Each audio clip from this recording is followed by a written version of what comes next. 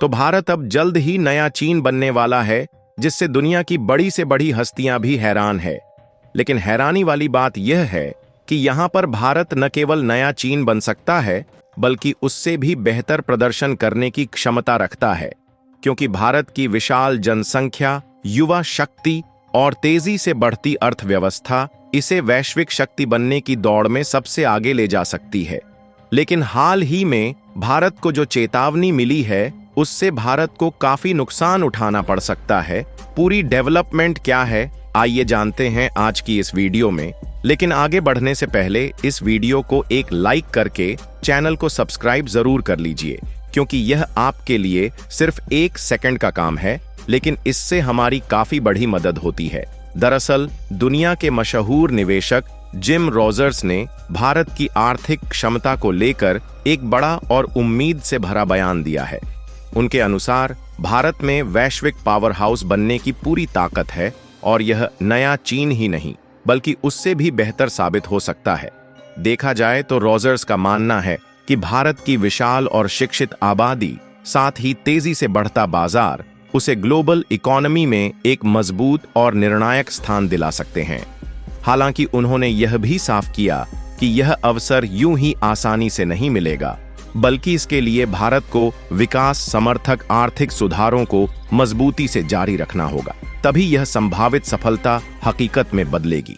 और यहां पर भारत की आर्थिक संभावनाओं को नीतिगत फैसलों से जुड़ा बताया है और स्पष्ट चेतावनी दी है कि अगर उत्पादकता बढ़ाने, व्यापार को आसान बनाने और निवेश को प्रोत्साहित करने वाले जरूरी सुधार नहीं किए गए, तो भारत की प्रगति की रफ्तार थम सकती है।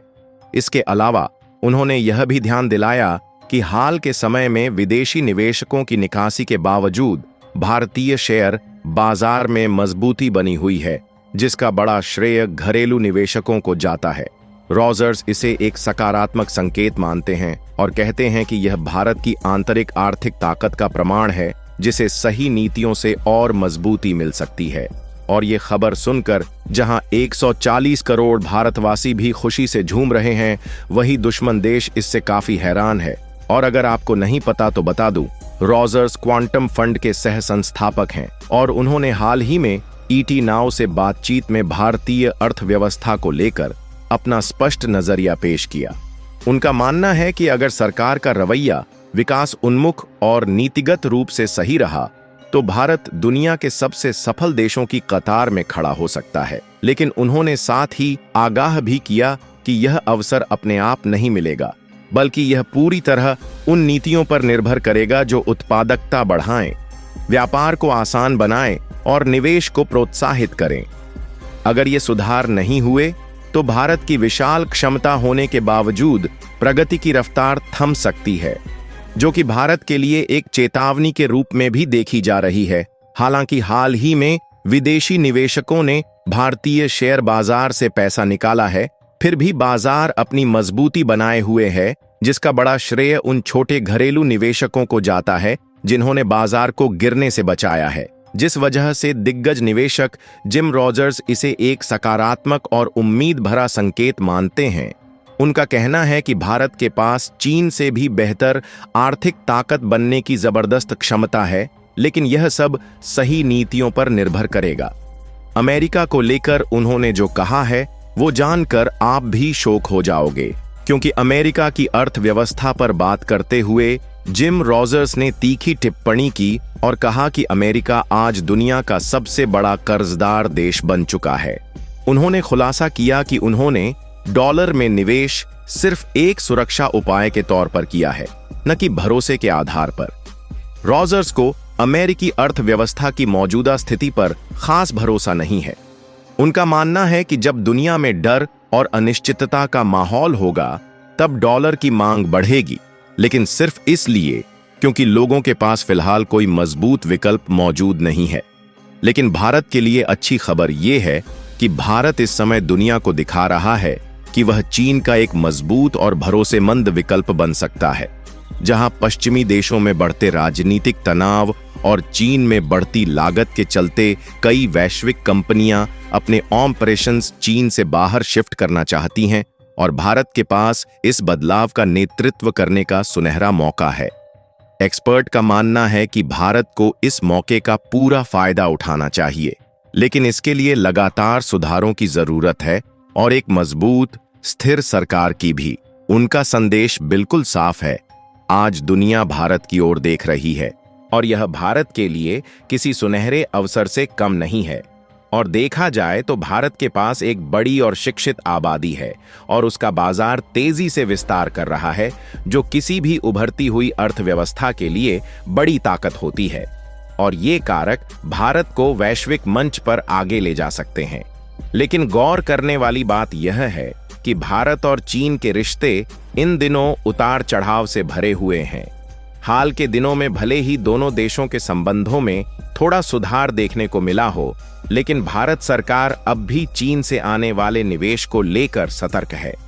सूत्रों के मुताबिक मोदी सरकार फिलहाल प्रेस नोट 3 की समीक्षा करने के मूड में नहीं है और यह नीति स्पष्ट रूप से कहती है कि जो देश भारत के साथ जमीन साझा करते हैं, उनके निवेश को हर हाल में सरकार की मंजूरी लेनी होगी, जो कि चीन के लिए एक सख्त और साफ संदेश है कि भारत अपनी सुरक्षा के साथ कोई समझौता नहीं करेगा। और जब तक सरकार पूरी तरह आश्वस्त नहीं हो जाती, तब तक चीन के लिए निवेश के दरवाजे खोलने का जोखिम नहीं लिया जाएगा। सूत्र के अनुसार फिलहाल यह पूरा मामला अभी शुरुआती चरण में है और प्रेस नोट 3 में डील देने को लेकर सरकार के स्तर पर कोई ठोस चर्चा नहीं हुई है। मौजूदा हालात को देखते हुए इसमें तत्काल बदलाव की संभावना भी कम नजर आती है। हालांकि हाल ही में एक कार्यक्रम में वित्त मंत्री निर्मला सीतारमण ने इस बात के संकेत जरूर दिए कि भारत और संबंधित देश आर्थिक सहयोग को आगे बढ़ाने के इच्छुक हैं। उन्होंने कहा कि दोनों देशों के बीच बेहतर आर्थिक साझेदारी के लिए संवाद और पारदर्शिता जरूरी है, लेकिन साथ ही यह भी स्पष्ट किया कि इस प्रक्रिया में पूरी सावधानी बरती जाएगी। देखा जाए तो भारत चीन के साथ आर्थिक सहयोग के मौके तलाशना चाहता है, खासकर इलेक्ट्रॉनिक्स मैन्युफैक्चरिंग जैसे क्षेत्रों में निवेश बढ़ाने के लिए वह काफी इच्छुक है। लेकिन वह चीन के भू रणनीतिक इरादों के प्रति सतर्क भी है। ऐसे में प्रेस नोट 3 का बने रहने इसी संतुलन को बनाए रखने का प्रयास है। हालांकि प्रतिबंधों में डील देना कोई साधारण फैसला नहीं, बल्कि एक बड़ा भू राजनीतिक कदम होगा, जिसका सीधा प्रभाव भारत के घरेलू उद्योगों और संवेदनशील क्षेत्रों पर पड़ सकता है। ऐसे में सरकार किसी भी निर्णय से पहले पूरी सावधानी और व्यापक विचार विमर्श करना चाहती है और मौजूदा संकेतों से साफ है कि चीन के साथ संबंधों की दिशा और गति पर बारीकी से नजर रखी जा रही है। हाल ही में चीनी नागरिकों को ट्रैवल वीजा जारी करने जैसे कदमों को राजनयिक नरमी की दिशा में सकारात्मक संकेत माना जा सकता है, लेकिन निवेश नीति में कोई ठोस बदलाव तब तक मुमकिन नहीं दिखता जब तक दोनों देशों के बीच भरोसे का स्तर और मजबूत न हो। इसलिए सरकार हर कदम फूंक फूंक कर रख रही है ताकि रणनीतिक हितों से कोई समझौता न हो। वैसे इस बारे में आपको राय क्या है, कमेंट बॉक्स में जरूर बताइएगा। और यदि वीडियो इंफॉर्मेटिव लगी है तो इसे लाइक करके अपने खास मित्रों के साथ शेयर करें, ताकि उन्हें भी यह महत्वपूर्ण जानकारी मिल सके। और इसी तरह भारत से जुड़ी और भी जानकारी पाने के लिए चैनल को सब्सक्राइब अवश्य करें। जय हिंद, जय भारत।